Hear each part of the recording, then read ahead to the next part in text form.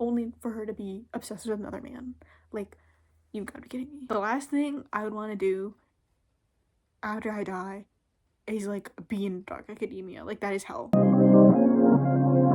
Hello everybody, welcome back to my channel. I'm Rhea, this is Rereads, and today we're going to be talking about my November-December reading wrap. November is actually probably my worst reading month of this year. I read 3 adult books, 1 reread, and I read 1 fantasy, 1 lit fic, and 1 romance book. The first book I read in November is An Academy for Liars, and I spoke about this in my worst books video, so if you're interested, check out that. An Academy for Liars follows Lennon, who's this adult who's recently been broken up with, and she gets a call from this mysterious number inviting her to this academy to learn about the art of persuasion. It's a dark academia fantasy, and while she's in this school, she realizes that there's sinister things behind the scenes. I read this on audiobook, and this was the only book I've ever read on audiobook that's not a reread, so that definitely could have contributed to my experience, but because it was an audiobook, I was paying attention the whole time. The main thing I hate about this is that there is a student-teacher relationship, which, to be fair, they're both adults, so that makes it better, but so much of this book is focused on the student-teacher relationship that I don't care about. It's just so weird because the whole premise of the book is that she gets broken up with, and then she discovers academia, and that's like a way she can like build herself up, only for her to be obsessed with another man.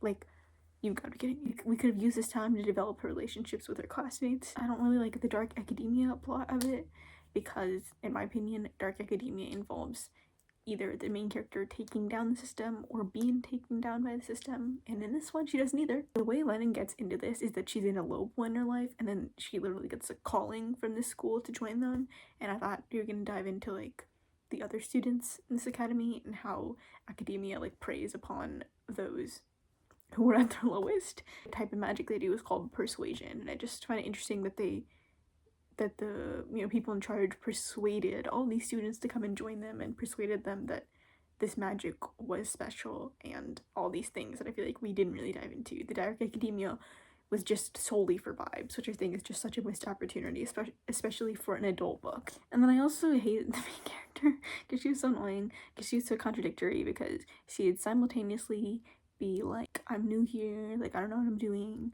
but then like the next page she'd be like, oh my god, like I am the chosen one, the greatest one ever.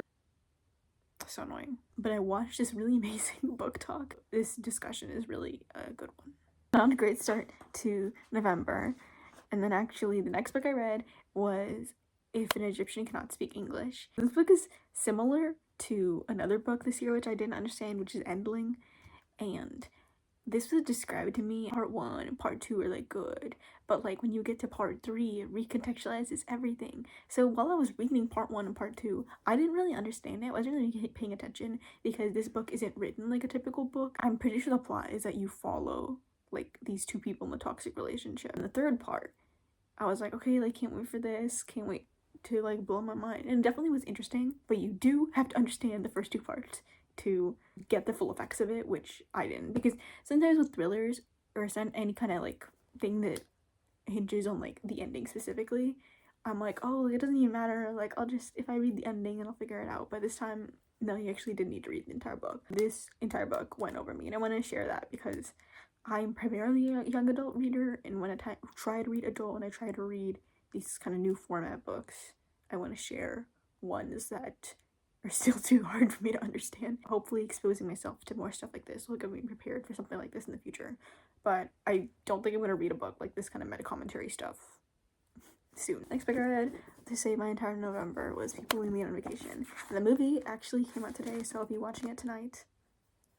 And I'm just so excited. I've read this every single year ever since 2022, and Poppy and Alex are my faves, and I just love them so much. People We Meet on Vacation is about Poppy, who is a travel writer, and her best friend Alex go on this summer trip every single summer, but something happened 2 years ago, and they're not best friends anymore, so Poppy's determined to have another summer trip with Alex, and get their friendship figured out. Even fourth time, still staying strong, still changed my life, still everything, because I love Poppy and Alex individually. Like, they are like my comfort characters at this point. I love the development of their relationship, and I love friends to lovers. It makes so much sense that they don't get together in all these instances, even though they've known each other, because their personalities are so different and their goals in life are so different. They really need the 10 years to develop individually and develop their relationship to figure out like how they can fit together. They have such an amazing friendship. I guess I really love a good adult vacation romance. I'm watching the movie tonight. I'll hopefully love it. And I'm so excited. I'm so excited. The only thing I don't like is I want to keep Poppy and Alex, but sometimes you have to sacrifice for the greater good. So the song for this book is You Are in Love by Taylor Swift, and I do have my playlist. It's the second year in a row I read it during the fall, so maybe it's a fall book for me. We're gonna go into my December wrap-up. So the thing is, with December, I read 15 YA books, and that's because I've read a lot more adult this year than I usually do. I try to read more young adult books than I do adult books, but this year that was really not happening. I did the math, and then it turns out I did it wrong.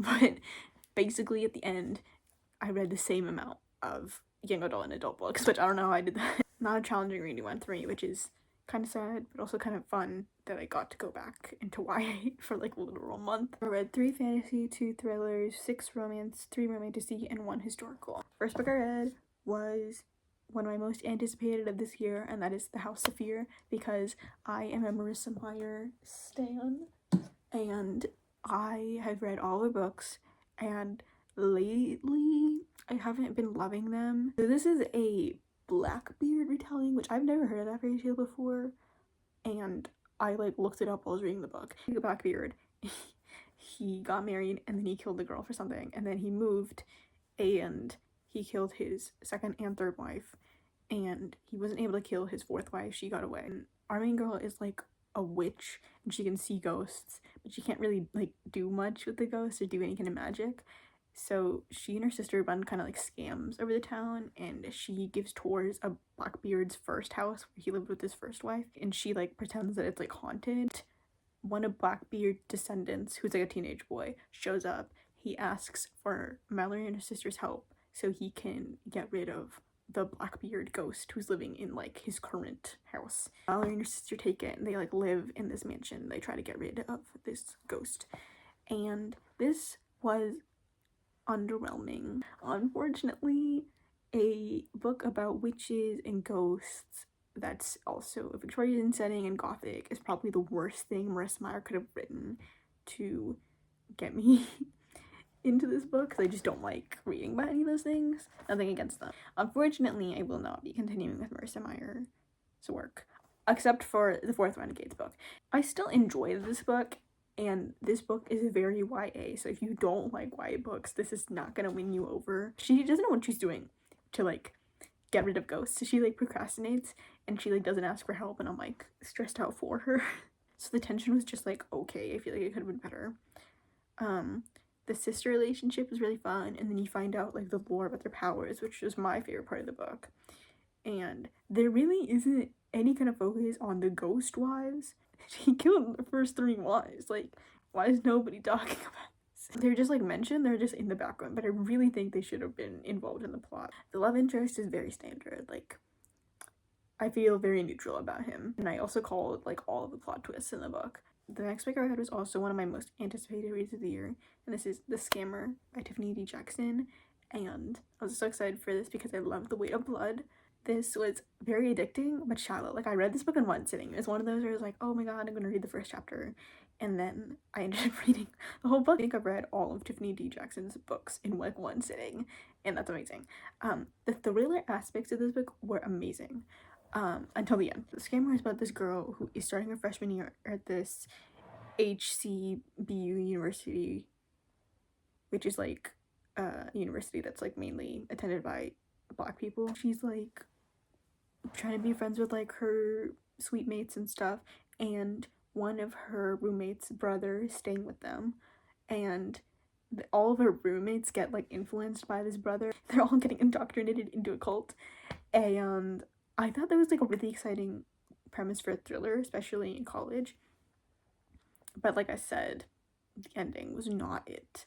The book more focused on shock value than delving into any kind of specifics about like manipulating college students, which I feel like college students are just like prime targets for so many of these scams or, you know, manipulation stuff, because they're learning about all these new things. So the education system is not really built for people to like question things. I enjoyed my reading experience of it, but ending is not worth it. Audre and Bash are just friends, and this involves a character from 7 Days in June. I read 7 Days in June a couple years ago. Adult romance is like not my favorite genre, and something about this was like really dramatic for me. And it was also about addiction, which I didn't really like reading about, and the mixture of things was just probably too much for me. So this was fun but forgettable. I think unfortunately this author just isn't for me. Audre is the daughter of the female main character in 7 Days of June, and it follows her as she's like trying to go to Ivy League, and she realizes that she needs like some kind of experiences. She hears about this guy who just moved to New York and is like mutuals with her friends, and she's like, oh, like he's fun, like he can help me with this. And they've had an interaction before. They team up to like help her experience more of life. And I just thought the list was like so random. It was just the list that her and her friend came up with like randomly, and she's like, actually, you know what, I'm gonna do everything on this list. And Audre and Bash are cute, they're just like not my favorite. I would not remember their names if it was in the title. My favorite part about this book was Audre and her mom's relationship. I think it'd be really fun if you read this book, and then when you're older, if you could read like 7 Days in June and then learn about the backstory with them. I think that would be a really good pipeline. It takes place in New York, and I really wanted New York to be more of a character. Like, I read this in December, so I also watched Dash and Lily in December. That show is about these two characters who dare each other to like do stuff in New York. You explore all of New York. New York is basically a character, and I just wanted that for this book. Next book I read is also another YA romance, and that is First Time for Everything. This follows Mads, who's going to be a senior in high school, and her brother is getting married, and she is in the bridesmaid party, and these bridesmaids are like, oh my god, like, you know, like, you've never been kissed, you've never had a date, like, we need to like get you some of these experiences. So throughout the book, she'll like go out on dates with these guys and just kind of like experience more things, and I thought it was very wholesome and refreshing. Like, I loved how supportive the cast was, and I feel like in all these things where the main girl's unexperienced, everyone's like, oh my god, like, I can't believe you. But like the bridesmaids are all like really supportive, even though she like makes mistakes, and like there's an entire love triangle in this book, and I feel like sometimes it's annoying, and sometimes people put so much pressure on these teenage girls in the middle of a love triangle, and it's just like, they're just a girl. It's not that deep. It's not that deep. What I found is really refreshing about this book is that everybody in a love triangle, because they all went to school together, they're all friends. It's not that deep. She's just a teenage girl coming of age with no ill intentions, and I just loved that nobody put like too much pressure on her. I really love a wedding setting. I really love the development she has with her brother's soon-to-be wife, and I think Mads is like a solid main character. I didn't love one of the love interests. For me, that's because he's already in college. I think he's like a freshman, so it's not like there's like an age gap necessarily, but I just find it a little bit weird to have like a senior in high school and a freshman in college in a relationship, because I feel like there's something that happens in like the first semester of college that just like changes you. Like, it's not that big of a deal, but like he's in college and like he's hanging out with his college friends, but he also hangs out with her. I feel like that's a little bit weird. I do look forward to reading more of this author's work. I also looked into like her book for next year, and one of the side characters from this book is like the love interest in that book, which I think is so fun, and I love it when authors have like all of their books connected. The next book I read was Wings of Starlight. I love the Pixie Hollow fairies. Like, I obviously watched all of the movies, but I also read the books, and my favorite one was this baker fairy. I'll see if I can put a picture of it, but when I think of like cottagecore, like this is what I think about, and like the community these fairies have, like, y'all don't understand. Like, this is my dream. Like, somebody put me in. I want to be a fairy. This book is the origin story of Queen Clarion and Lord Valori from Secret of the Wings. To be honest, Secret of the Wings is not my favorite Jacob movie, and I just kind of didn't care about them. In Secret of the Wings, there's like, in the I don't know, Pixie Hollow, there's like this divide where it's like all the seasons and then winter. The fairies who live in each of them can't cross to the other one, and your wings can break. And that's what happened to Lord Mallory. And that's like the whole premise. Why Tinkerbell and her sister can't like hang out and be together. You find out at the end of the movie that like all you have to do is like line up your wings and then you can fix it. As soon as I saw that, I'm like, you're telling me that nobody figured this out, putting your wings together that can save you. I think that's more of like a representation of like, you know, you don't know how you guys can work together unless you try. This was heart-wrenching, but this is also just shallow. To be honest, when I think about like Pixie Hollow, the last thing I think about is like romance. Like, Pixie Hollow is for me and the girls. In this book, you find out that initially the like winter section was not even like respected. Like they didn't even get help from the other seasons, and there is very much like hatred towards them and prejudice against them, which I thought was interesting. They took a Pixie Hollow like children's wholesome setting and kind of added more world building to it. I kind of like that we didn't focus on whatever incident that led to these two worlds not liking each other, because that doesn't really matter. At the end of the book, I still thought it was stupid that they weren't together. Like I feel like they should have made it more tragic and more like star-crossed lovers. I definitely recommend this if you liked Secret of the Wings and you liked Clary and Mallory. If you are kind of neutral about it like me, maybe not. Throughout this book, I was thinking about DNFing it because I was like, I don't want this to like shake my perception on Pixie Hollow, but I didn't do that, honestly. The next book I read is also a young adult romantasy, and that is The Rose Bargain, and I have an entire video about this, so I'm gonna be brief.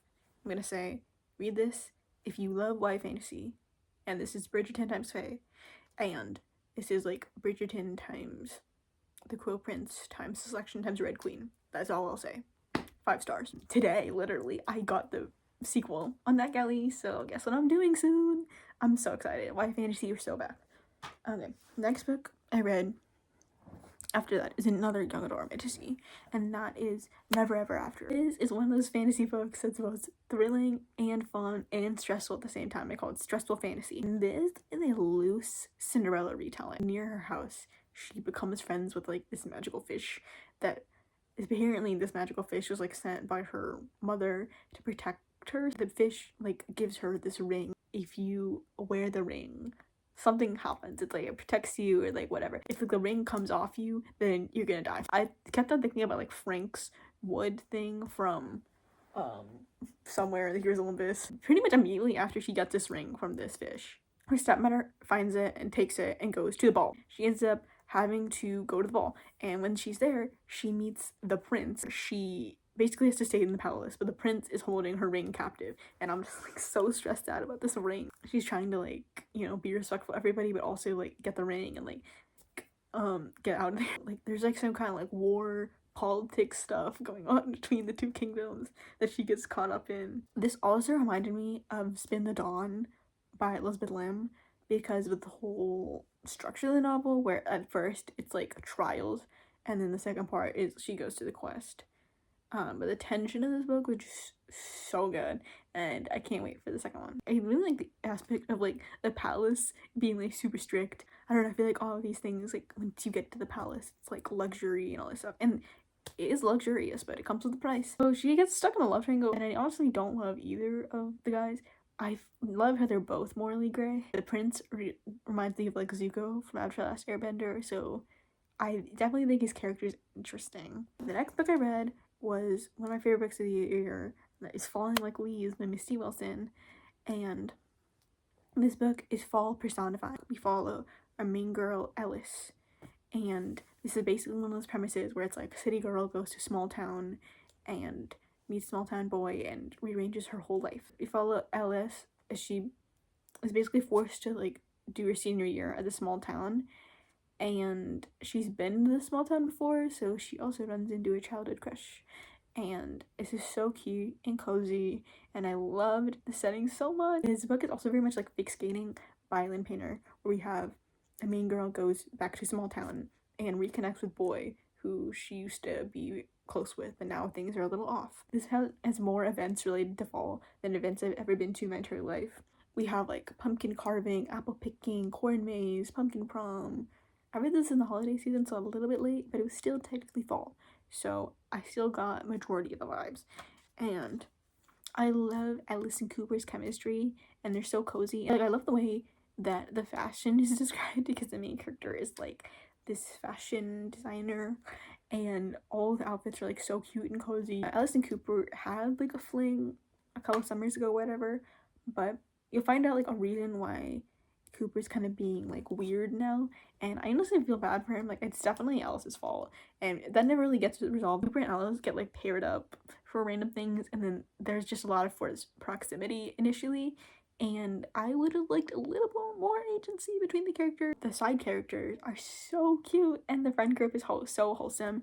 The main character is also inspired by like Rory Gilmore, an academic girl, and anytime she's like, oh, like I can't go to the party, like I have to study, like everybody is cool with it. There's no like, oh my god, like you're a nerd. Like everybody actually respects her, and I just found that so refreshing. The song for this book is Love Bomb by The Neighborhood, and I also have my own playlist for this book. Next book I read was also another YA romance, Dungeons and Drama. But we follow Riley, who's a theater nerd, and she's forced to work at her dad's store, and her coworker is this guy at her school who's like this D&D nerd. They get into like a fake dating scenario to like impress Riley's ex and then Nathan's crush.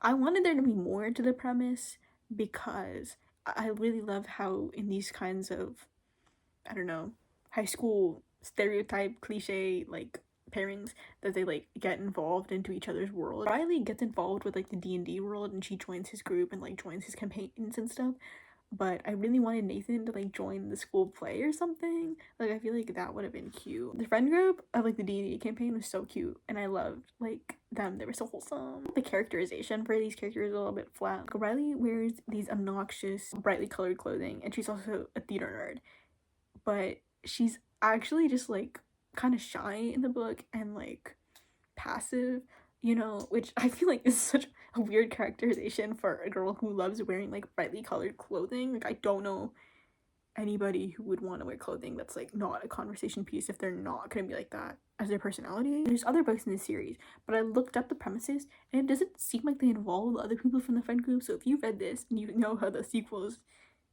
are like interconnected, like please let me know, because I want to know, but I'm not gonna read them. Next up we have Under the Same Stars by Lila Bray, and this is historical fiction. We follow 3 different timelines, which is usually my jam, and the first is like 1940s Germany, which is during World War II, and then there's 1980 Germany, and there's also like 2020 New York. In 2020 New York, it involves this main character whose friend discovers like this stuff from her grandma when she's like trying to piece together this like newspaper and like what happened on this night in the 1940s Germany. One video that I really loved after I read this was by Listen to Kristen, and she really dives into this book, and basically I had the same thoughts as hers. My favorite point of view was like the 1940s one, also because it takes place over more time, and it's just kind of hard to compare 1940s versus like 2020s. Also, I don't understand why the 2020 ones didn't take place during Germany. The 1940s ones are also more interesting because then you focus on a friendship between these two girls, and the 1980s and 2021 you focus on more of a relationship. It's a little bit less wholesome because the reason why some of these people get into these scenarios is because they're doing it for their crush, which it just isn't as intentional as doing it for a friend. The mystery just gets revealed to you like at the end of the book. It's literally just somebody like speaking and being like, this is what happened, and I feel like that kind of killed the tension of the book. It should have told maybe like half the story with that, but then other things you should have had to like piece together. The next book I read is featured on my worst books of the year, and that's The Thrashers by Julie Soto. At no point while I was reading this did I enjoy it, and I should have DNF'd it. I'm really bad at DNFing thrillers because I at least wanted to know what happened. Thrashers follows this main girl in high school who's part of this popular group. This girl who was new to town and tried to join the popular group is found dead, and it's by suicide. So everybody's thinking that this popular friend group called the Thrashers did it. And it turns out it's the first book of a series. I don't know what the rest of the book and the series are gonna be like. This entire mystery just relies on the police being incompetent. The main character is just such a doormat. None of the relationships that are explored in this book are interesting. None of the characters are interesting. The reveals were not interesting. The ending was unsatisfying.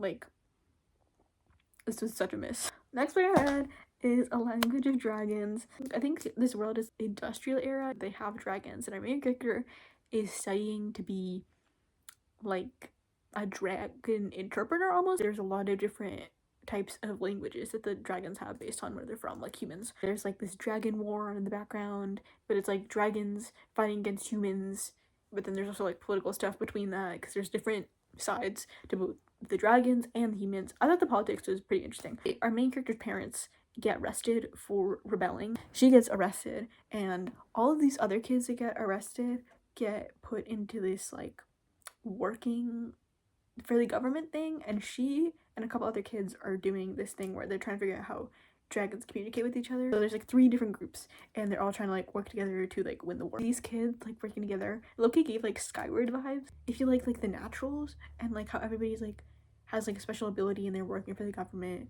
The main character initially loves her family, but she also is very much supportive of like the government and the class system. Throughout the book, you'll see her questioning her loyalty to the government, and I thought that was like a really well done enough dark academia where you're like trying to analyze like what the system is and how you fit into this. There's a random like love interest in this book, which I thought was unnecessary. I like the relationship between the main character and her best friend better, so I really hope that gets developed. The next book I read was a reread. One of my favorite YA romances, Keeping a Girl's Guide to Teen Tomorrow, which I've literally read this book 5 times. I've read this book every single year since 2021. This book is just like so perfect each time. Like it hits different each time. The movie has been filmed and hopefully will come out soon, and it stars Kit Connor and Myron Figo. Lila has recently gone through a rough patch. Her grandmother died, her best friend moved away, she broke up with her boyfriend, and she's not doing the greatest, so her family sends her to